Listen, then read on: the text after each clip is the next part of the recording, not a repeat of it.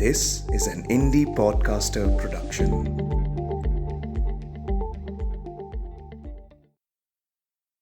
दो दो आने वेणी लोगे बाबूजी? स्वदेश तंग पड़ गया और उसने सिर हिलाकर कहा, नहीं। पर वह आज उसके पास से हटी नहीं। आखिर स्वदेश ने मुंह फेर कर देखा। एक लड़की हाथ में 8-10 वेणियां लिए खड़ी थी और उसे एक तरस भरे लहजे में वेणी खरीदने के लिए कह रही थी। स्वदेश ने फिर कहा, नहीं चाहिए, भला किसके लिए लूंगा मैं। लड़की को कुछ आशा हुई और उसने कहा, किसी के लिए भी सही, एक ले लो, अभी तक एक भी नहीं बिकी, तुम्हारे हाथ से ही बोनी होनी है।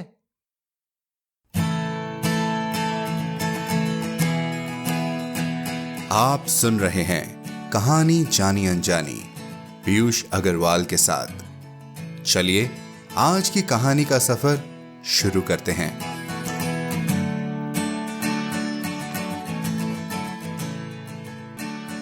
नमस्कार दोस्तों, कहानी जानी अनजानी में हम आपके पास लाते हैं चुन चुन कर कहानियां हर शुक्रवार। और इस बार हमारी खोज है ऐसे लेखकों की जिन्हें आपने पहले कभी नहीं सुना। इसी खोज में आज हम आपको मिलवाते हैं पंजाबी उपन्यासकार, कहानीकार, कवि और निबंधकार सुखबीर जी से। इनका जन्म 9 जुलाई 1925 को हुआ। इन्होंने 7 उपन्यास, 11 शॉर्ट स्टोरी कलेक्शन और 5 पोएट्री कलेक्शन लिखा है।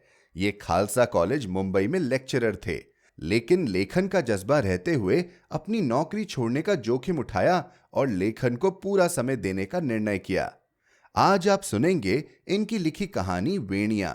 वेणियां मतलब गजरे, जो औरतें बालों में पहनना पसंद करती हैं।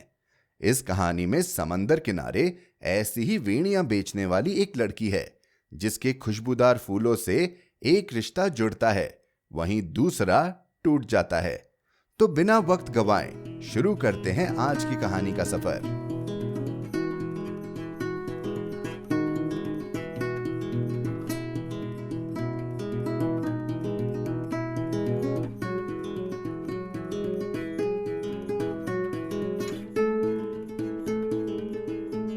वेणियां, सुखबीर। स्वदेश छुट्टी होने पर दफ्तर से निकला। बाहर भागे दौड़े जा रहे अनगिनत लोग, बड़ी बड़ी इमारतें, बेरंग शाम और मैला आसमान, जो किसी तने हुए बहुत बड़े तंबू की तरह लग रहा था। आज फिर यह शाम बिताने का मसला था। दफ्तर से निकलकर स्वदेश को कभी घर जाने की जल्दी नहीं हुई थी। घर का उसे आकर्षण नहीं था। घर का एक कड़वा स्वाद था जो हमेशा उसके दिल में घुला रहता। उसका वैवाहिक जीवन सुख भरा नहीं था। काफी अरसे से उसकी अपनी पत्नी से एक सुरता नहीं थी, न ही उसकी पत्नी उसके साथ एक सुर होकर रही थी।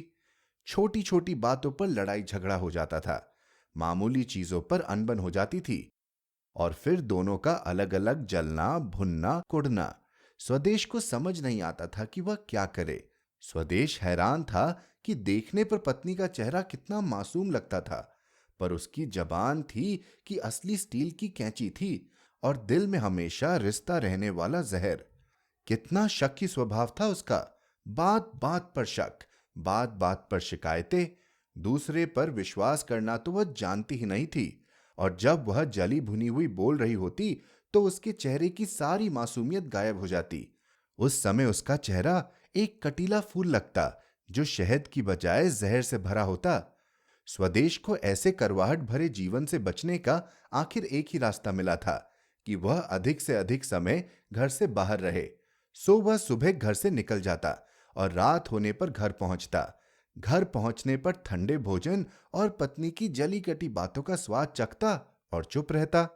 फिर थका टूटा हुआ बिस्तर पर जाता और कई बार आधी आधी रात तक नींद में से कांटे चुनता रहता। सड़क पर चलते हुए स्वदेश सोच रहा था, आज कोई भी दोस्त नहीं मिला, यह शाम कैसे कटेगी। इस इलाके में अकेले घूमने पर तो अकेलापन और भी बढ़ जाता था। वह अलसाया हुआ हौले हौले चलता रहा। आगे जाकर वह चौक में एक बेंच पर बैठ गया। उसके हाथ में सुबह की अखबार थी। वह उसके पहले पृष्ठ पर पढ़ी हुई खबरों को फिर से पढ़ने लगा। शाम बीत नहीं रही थी। चने बेचने वाला एक लड़का उसके पास आया। गरम गरम बाबूजी, गरम गरम। उसका दिल नहीं चाह रहा था, फिर भी उसने एक आने के चने ले लिए। वह एक एक दाना मुंह में डालता हुआ चने चबा रहा था कि बूट पॉलिश करने वाला एक लड़का उसके पास आया। Boot polish. स्वदेश ने इनकार से सिर हिलाया, पर उस लड़के ने फिर कहा। स्वदेश के दूसरी बार सिर हिलाने पर फिर कहा। आखिर स्वदेश ने सामने की इमारत की ओर देखते हुए लड़के की ओर अपने बूट बढ़ा दिए। पॉलिश हो चुका तो स्वदेश ने बूटों की ओर देखा नहीं। उसी तरह सामने इमारत की ओर देखते हुए उसने जेब में से एक आना निकालकर लड़के को दिया और वह चला गया। फिर कुछ देर के बाद उसके कानों में एक और आवाज आई। दो दो आने वेणी लोगे बाबूजी? स्वदेश तंग पड़ गया और उसने सिर हिलाकर कहा, नहीं। पर वह आज उसके पास से हटी नहीं। आखिर स्वदेश ने मुंह फेर कर देखा। एक लड़की हाथ में 8-10 वेणियां लिए खड़ी थी और उसे एक तरस भरे लहजे में वेणी खरीदने के लिए कह रही थी। स्वदेश ने फिर कहा, नहीं चाहिए, भला किसके लिए लूंगा मैं। लड़की को कुछ आशा हुई और उसने कहा, किसी के लिए भी सही, एक ले लो, अभी तक एक भी नहीं बिकी, तुम्हारे हाथ से ही बोनी होनी है। स्वदेश ने एक नजर उन वेणियों की ओर देखा, फिर बोझिल पलके उठाकर उस लड़की की ओर देखा। एक मैला सा मासूम सा चेहरा, चमकीली आंखें, गेहुए रंग में किसी लाज की आभा। लड़की उसकी ओर देख रही थी। उसने पलके झुका ली। लाओ फिर, एक दे दो। स्वदेश ने वेणियों की ओर देखते हुए कहा। लड़की ने एक वेणी उसकी ओर बढ़ाई। स्वदेश ने जेब में से निकालकर एक चवन्नी उसे दी। छुट्टे पैसे तो नहीं है, यह पहली ही बिकी है। स्वदेश ने जेब में फिर हाथ डाला और पैसे निकाले। एक चवन्नी थी और एक आना। लड़की देखकर उलझन में पड़ गई, कहीं वेणी वापस ही ना कर दे। तभी स्वदेश ने कहा, लाओ एक और दे दो, चवन्नी पूरी हो जाएगी। लड़की ने खुश होकर एक और वेणी उसे दे दी और जब वह जाने लगी तो स्वदेश ने कहा, जरा ठहरो, मैं दो का क्या करूंगा, एक तुम ले लो, अपने बालों में लगा लो। और स्वदेश ने हल्का सा मुस्कुराकर वेणी उसकी ओर बढ़ाई। लड़की का चेहरा लाल हो गया, उस पर की सारी मैल जैसे उतर गई और स्वदेश को उसकी आंखें बहुत काली लगी और पलकें बहुत लंबी। स्वदेश को हैरानी हुई कि यह लड़की जो बचपन और यौवन की दहलीज पर खड़ी हुई दिख रही थी, कैसे देखते देखते उस दहलीज को लांघ गई थी। तभी स्वदेश संभला और उसने हल्का सा हंसकर कहा, लो रख लो, मैंने तो यूं ही कहा था, अगर बालों में नहीं लगानी तो फिर किसी दिन दे देना, या छुट्टे पैसे मिल जाए तो दुअन्नी वापस कर जाना। लड़की ने हौले से वेणी उसके हाथ से ली और फिर आहिस्ता आहिस्ता कदम रखती हुई वहां से चली गई। स्वदेश ने एक क्षण के लिए उसे जाते हुए देखा और फिर पहले की तरह सामने की इमारत को देखने लगा, उसकी चौथी मंजिल पर नीले पर्दे वाली खिड़की को, जिसके सामने खड़ी एक औरत अपने भूरे रंग के बालों में कंघी कर रही थी। स्वदेश कुछ देर वहां बैठा रहा, फिर उठकर कुछ देर इधर उधर घूमता रहा। उसका दिल नहीं लग रहा था। आखिर उसने घर का रास्ता लिया। घर पहुंचा तो पत्नी रसोई में थी। वह पतीले में जोर जोर से कलछी घुमा रही थी। सारा घर कर्णवेदी आवाज से भरा हुआ था। स्वदेश चुपचाप अपने कमरे में गया। कपड़े उतारने लगा तो उसे पैंट की जेब में पड़ी हुई वेणी का ख्याल आया। एक बार सोचा कि जेब में ही पड़ी रहने दूं, पर नहीं, पत्नी ने देख लिया तो सोचेगी पता नहीं किसे देने के लिए खरीदी है, 100 शक करेगी। अच्छा हो जेब से निकालकर कहीं और रख दे। स्वदेश के कदमों की आहट सुनते ही पत्नी उठ खड़ी हुई थी। पता नहीं आज वह इतनी जल्दी कैसे आ गया है। शाम से ही वह किसी बात पर गुस्से से भरी हुई बैठी थी। सोच रही थी कि एक बार स्वदेश घर आए तो 7 काम छोड़कर पहले उसे पूछेगी कि आखिर उसने उसे समझ क्या रखा है, वह उसे ब्याह कर लाया है या खरीद कर। और जब वह चूल्हे पर उसी प्रकार पतीला कलछी छोड़कर दूसरे कमरे में गई तो स्वदेश के हाथ में वेणी देखकर एक क्षण के लिए खड़ी हो गई। स्वदेश ने अचानक उसे सामने देखा तो संभाल न सका। वेणी वाला हाथ आगे बढ़ाकर कहने लगा, यह वेणी मैं यूं ही ले आया हूं। पत्नी आगे बढ़ी और उसने उसके हाथ से वेणी ले ली। एक बार उसे सूंघा, फिर सूंघा और फिर शीशे के सामने खड़ी होकर उसे अपने जूड़े पर बांधने लगी। स्वदेश अब संभल चुका था और उसे देखने लगा। वह मुड़ी। उसका चेहरा स्वदेश को बहुत ही मासूम लगा। उसने कहा, खूब महकती है, सारा कमरा सुगंध से भर गया है, ताजा कलियों की बनी लगती है। हाँ, बिल्कुल ताजा कलियों की है, तभी तो सोचा ले चलूं। रसोई में प्याज के जलने की गंध आई तो पत्नी दौड़ी। हाय, छोक लगाती लगाती मुआ पतीला तो मैं चूल्हे पर ही छोड़ आई थी। स्वदेश ने सोचा, आज तो खैर लगती है। कहाँ तो महंगे हार भी नाक तले नहीं आते और कहाँ आज दुअन्नी की वेणी पर ही रीझ गई है। औरत को भी ईश्वरी समझे। उस दिन कई दिनों बाद पहली बार स्वदेश ने गर्म गर्म भोजन और पत्नी की ठंडी ठंडी बातों का स्वाद चखा। दूसरे दिन फिर स्वदेश शाम को छुट्टी होने पर दफ्तर से निकला तो उसके साथ उसका एक दोस्त था। दफ्तर में काम करते हुए स्वदेश ने एक दो बार सोचा था कि अगर आज कोई दोस्त ना मिला तो वह सीधा घर चला जाएगा, पर दोस्त के मिलने पर घर जाने का सवाल ही नहीं पैदा होता था। दोनों दोस्तों ने पहले एक बढ़िया रेस्टोरेंट में चाय पी, फिर वह बाजार घूमते रहे, आ जा रहे लोगों पर फिक्रे कसते रहे, इस शहर की मशीनी किस्म की जिंदगी को गालियां देते रहे, पर साथ ही कहते रहे कि कुछ भी हो इस शहर का जवाब नहीं है। आखिर वे समुद्र किनारे जाकर बैठ गए। सूरज ने डूबने से पहले समुद्र के पानी को आग लगा दी थी और समुद्र में कई रंग पिघल गए थे। स्वदेश दार्शनिक अंदाज में कहना चाहता था कि जीवन समुद्र की तरह है जिसे प्यार आग लगा जाता है, पर उसका ध्यान टूटा। वही कल वाली लड़की हाथ में वेणियां लिए उसके सामने खड़ी उसे वेणी लेने के लिए कह रही थी। स्वदेश जरा सा चौंका, पर उसी क्षण संभल गया। लड़की से उसने वेणी ले ली और जेब में से दुअन्नी निकालकर उसे दी। लड़की दुअन्नी लेते समय कुछ झिझकी, पर फिर उसने हाथ बढ़ाकर ले ली और चली गई। लड़की का चेहरा आज भी कल जैसा ही मासूम था, जिसके गेहुए रंग में किसी लाज की आभा थी, पर आज वह कल जैसा मैला नहीं था, वह निखरा हुआ चेहरा था। दोस्त ने कुछ हैरान होकर कहा, क्यों भाई, लगता है भाभी से कुछ सुर मिल गई है, खूब वेणियां खरीद रहे हो उसके लिए। स्वदेश मुस्कुराया, अरे बस यूं ही खरीद ली है, उससे क्या सुर मिलती है। अच्छा, अब चले ना, काफी देर हो गई है। दोनों उठे और जब स्वदेश घर पहुंचा तो उसकी पत्नी जैसे उसकी प्रतीक्षा में बैठी थी।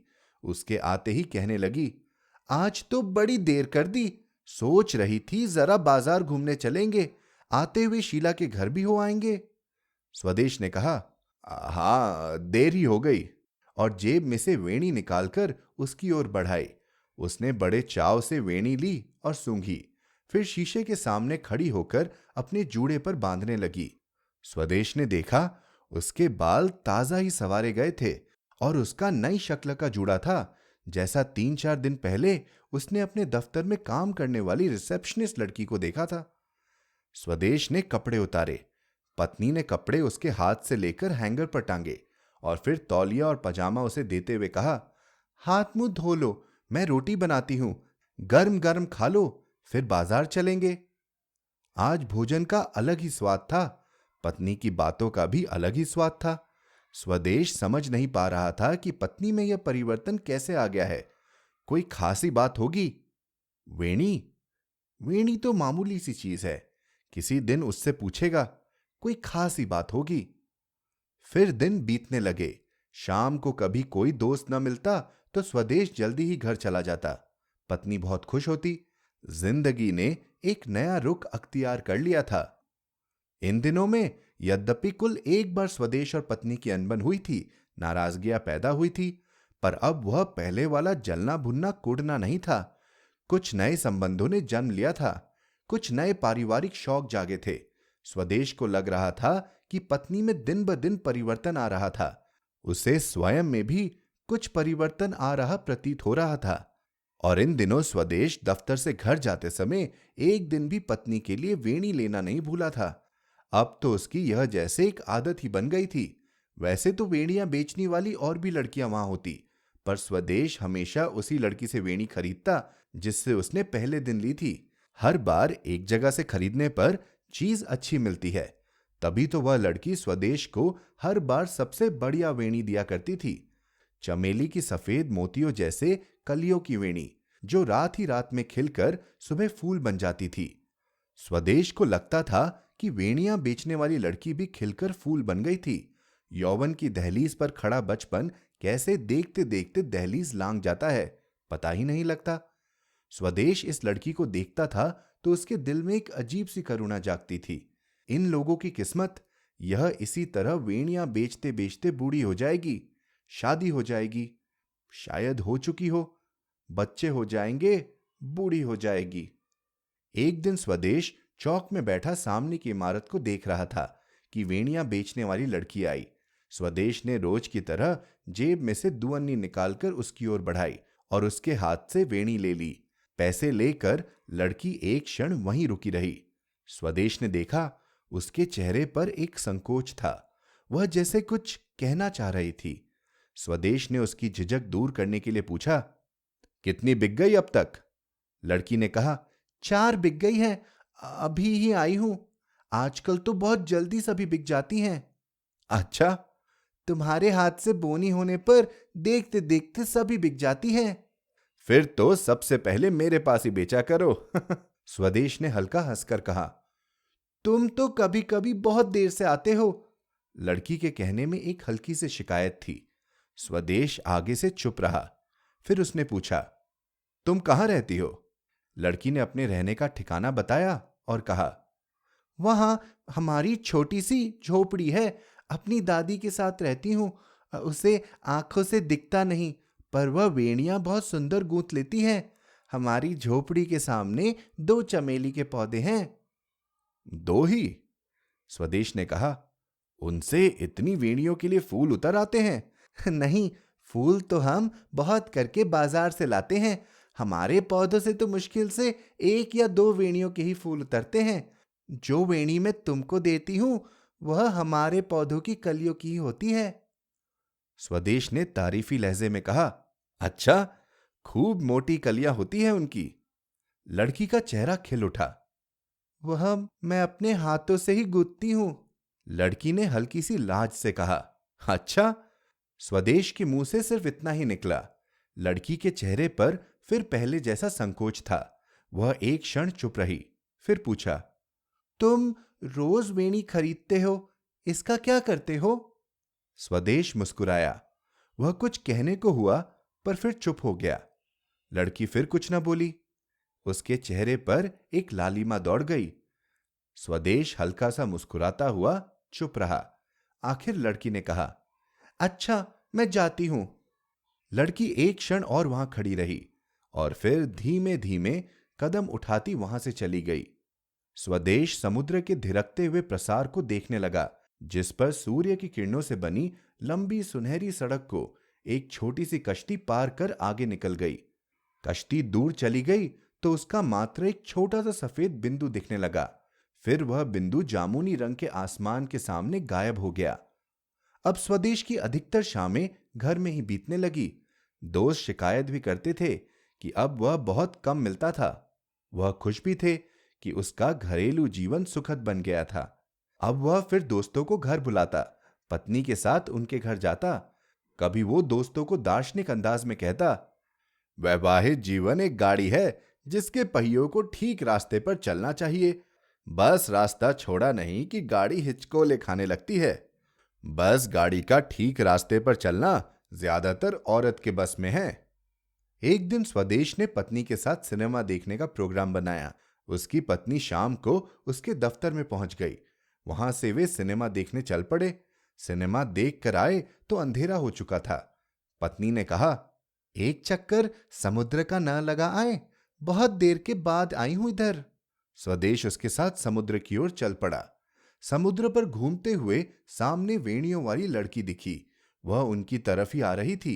उसके हाथ में एक ही वेणी थी। कलियों की बजाय वह फूलों की बनी हुई थी। साधारण सी वेणी थी वह। उसके पास आने पर स्वदेश ने पत्नी से कहा, लो, आज वेणी लेना तो भूल ही गया था। एक ही रह गई है, जैसे हमारे लिए ही बची हो। मैं हमेशा इसी से लिया करता हूं। मेरे लिए खास तौर पर मोटी मोटी कलियों की बनाकर लाती है। पत्नी ने तीखी नजर से उस लड़की की तरफ देखा। लड़की उसके सामने आंखें न उठा सकी। स्वदेश ने वेणी लेने के लिए लड़की की ओर हाथ बढ़ाया, पर लड़की ने हाथ की वेणी देने की बजाय अपनी साड़ी के आंचल की गांठ खोली और उसमें से एक वेणी निकाली। मोटी मोटी कलियों की बहुत बढ़िया वेणी, जैसी रोज स्वदेश लेकर जाया करता था। स्वदेश का चेहरा खिल उठा, पर पत्नी अभी भी तीखी नजर से लड़की को देख रही थी। अचानक स्वदेश का उसकी ओर ध्यान गया। ओह, इसे क्या हो गया है? फिर उसने लड़की की ओर देखा। एक खिला हुआ फूल जैसे बंद हो गया था, एक उदास मैला चेहरा।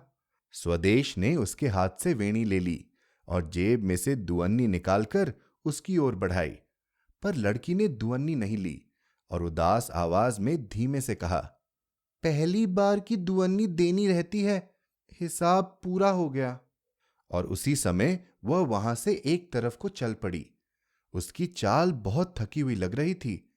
स्वदेश उसे कुछ देर एकटक देखता रहा।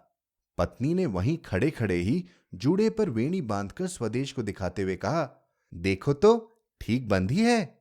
बिल्कुल, आज के जूड़े पर तो बहुत सुंदर लग रही है। सुंदर चीज हर जगह सुंदर लगती है, पत्नी ने जरा चंचलता से कहा, पर स्वदेश के होठों पर मुस्कुराहट नहीं आई। और जब वे वहां से घर जाने के लिए चले तो स्वदेश को अपनी चाल में एक अजीब सी थकावट महसूस हुई। उसका दिल चाहा कि वहीं किसी बेंच पर बैठ जाए, पर वह बैठा नहीं। बोझल कदम उठाता हुआ चलता रहा, चलता रहा।